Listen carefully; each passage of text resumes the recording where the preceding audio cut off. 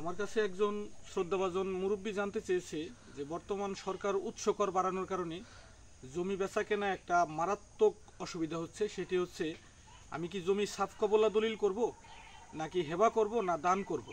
আসলে আমি কি করব?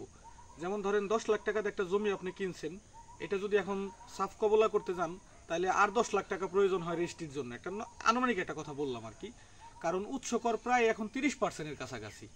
তো এইটা একজন নাগরিকের জন্য মারাত্মক ভয়ঙ্কর একটা ভোগান্তি।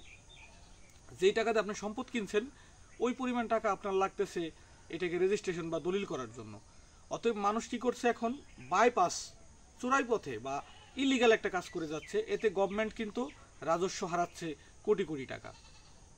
ধরেন বাংলাদেশ সরকার যদি প্রতি বছর 30,000 কোটি টাকা পায়, 20 থেকে 30,000 কোটি টাকা পায় ল্যান্ড সেক্টর থেকে, এখন কিন্তু সেটা এসে নেমে দাঁড়িয়েছে 20,000 কোটি টাকা থেকে মাত্র 5,000 থেকে 10,000 কোটি টাকার মধ্যে। এর কারণ কি? মানুষ সাফ কবলা রেজিস্ট্রি করছেন না, যার কারণে গভর্নমেন্ট কিন্তু রাজস্ব হারাচ্ছেন। মানুষ কি করছেন, দানপত্র করতেছেন। গত কয়েকদিন আগে আমার একটা অভিজ্ঞতা হলো, আমার এক শুভাকাঙ্ক্ষী একটা জায়গা কিনলো। সে কিনেছে জমিটা, সে একবারে বৈধ টাকা দিয়ে, হালাল টাকা দিয়ে সে কিনেছে, কিন্তু তাকে করতে হলো দানপত্র।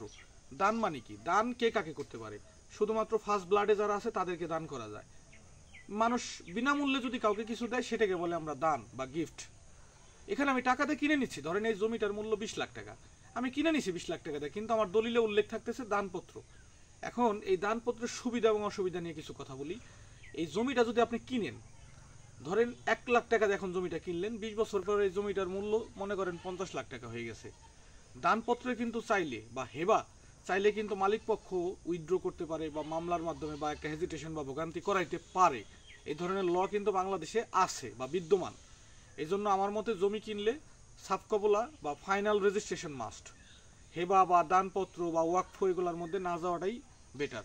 কারণ আজকে আপনার সাথে ভালো সম্পর্ক আছে, কালকে নাও থাকতে পারে।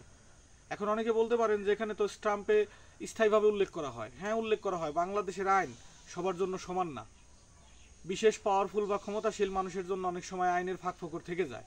অতএব দানপত্র বা হেবা শুধুমাত্র ফার্স্ট ব্লাডের যাদের রিলেটিভ, যারা ব্লাডের সম্পর্ক আছে তাদের সাথে এটা যায়। তবে আমার মতে যে কোনো সম্পদ কিনলে রেজিস্ট্রেশন মাস্ট, এবং সেটা সাফ কবলা করতে পারলেই মাস্ট বেটার। ধন্যবাদ।